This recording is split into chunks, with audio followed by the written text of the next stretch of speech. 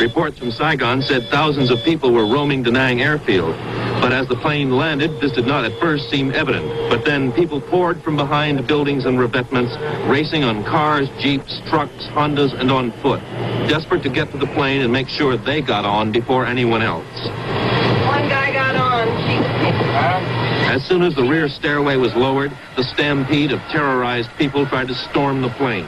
From the cockpit, the pilots reported by radio that the situation was out of control.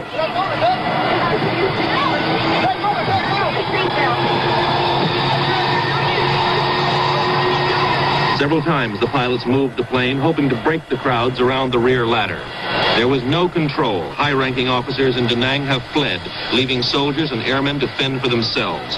The hordes tried to jam up the stairway as Daley himself tried to block the stairs. As men clambered over one another, pushing aside women and children in their panic-stricken fury, members of the air crew dragged them onto the plane, trying to fill it as fast as possible. The tension and panic intensified. The heavily armed men were menacing. They left their wives, their children, their aged parents on the runway while they forced their own way on board, a rabble of young enlisted men. CBS News cameraman Mike Marriott and soundman Mai Van Duk dared not leave the plane, aware they might not be able to get back on. One newsman was left behind as the crowd pushed him out of reach of the plane. The stewardesses dragged people on and rushed them to seats, screaming all the while, "Where are the women and children?" They piled 4, 5, and 6 men into seats intended for 3. Finally, there was room for no more. The plane began to move as people still clambered up the ladder. Angry men left behind fired pistols and automatic weapons at the plane, determined that no one would go if they couldn't. A grenade went off under one wing, damaging it. Unable to move on the blockaded runway, the plane raced down the taxiway, swerving to avoid abandoned vehicles, perhaps even running over people. As the plane strained laboriously into the air, people were still clinging to the wheels on the rear stairs. 7 men fell off as the plane reached heights of 1,000 feet or more. As the plane reached 6,000 feet, one man was still stuck in the ladder. Daley had to climb out and pull him back as the plane swerved and shuddered under its heavy load. As calm fell on the smug men who had managed to fight off their friends and relatives to get on, the hard-working cabin crew took account. 268 people were on board, among them 5 women and 2 or 3 small children. The rest were some of the men whom President Chu said would defend Da Nang.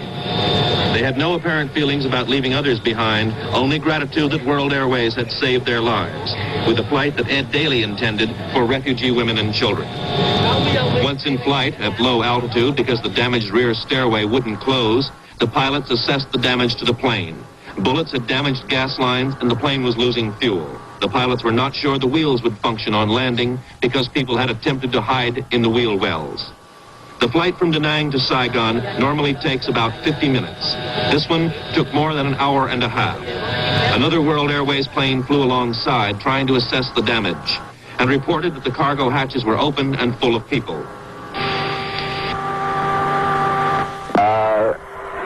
Do you think the nose gear will come down, or you can't tell yet? Can't tell, and I don't want to check it till we get in closer. That's the biggest problem I see at the moment here. Pong 945, clear to Saigon. Something hanging down in the gear where my gear goes. It may be a body. Did you say a body? Well, I can't tell. It sure looks like it.